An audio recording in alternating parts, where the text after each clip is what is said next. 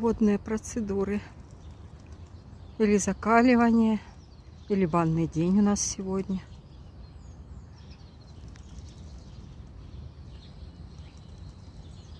Ворона купается в луже. Вот так вот. Еще разик зайдешь. Ай, какая ты умничка.